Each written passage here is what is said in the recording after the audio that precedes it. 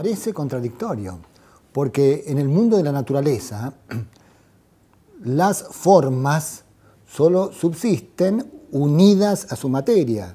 Entonces el compuesto es subsistente y no la pura forma. Sin embargo, Santo Tomás, con una mirada más amplia, observa que en el conjunto de la naturaleza hay como una graduación de las formas. Y entonces enuncia lo que podríamos llamar el principio de emergencia de las formas.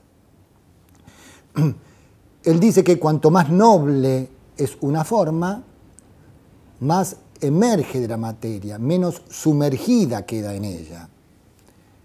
¿Qué significa esto? Sabemos que la materia es principio potencial y por lo tanto principio de pasividad en las cosas. La forma, en cambio, principio actual, es principio de actividad también.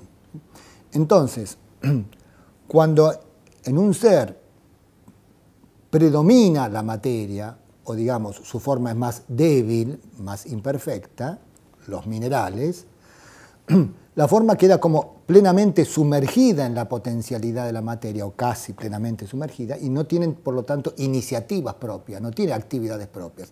La piedra no actúa por sí misma, solo hace algo si la movemos desde afuera. Si vamos subiendo en la jerarquía de las formas en la naturaleza, la planta ya tiene una forma más perfecta, es un alma, es decir, es un principio capaz de realizar actividades por iniciativa propia. La nutrición y el crecimiento son actividades vitales de la planta, pero todavía muy limitadas.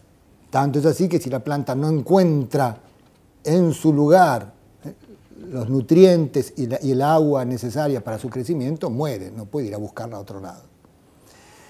Un escalón más, el animal está provisto de una forma más noble que la planta y por lo tanto con más iniciativa.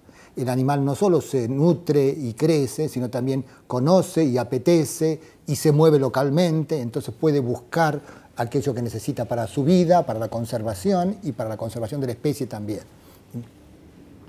Pero siempre sus actividades están ligadas al mundo de lo material, al mundo de lo sensible.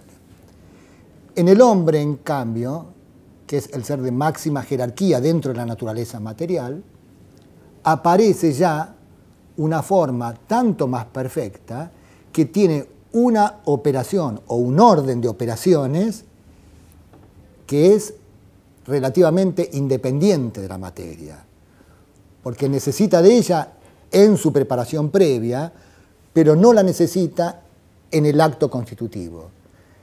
Tanto el acto del intelecto, como hemos mostrado, como también el de la voluntad que deriva de él, ¿sí?, son actos en que el alma puede operar per se. Entonces, ¿sí?, vemos que ya en la naturaleza misma se va como preparando este caso. La forma más perfecta de todas dentro del mundo natural es una forma tal que ya no solamente no está plenamente sumergida en la materialidad, en la pasividad de la materia, sino que tiene un orden de operaciones propias que es inmaterial, es decir, espiritual.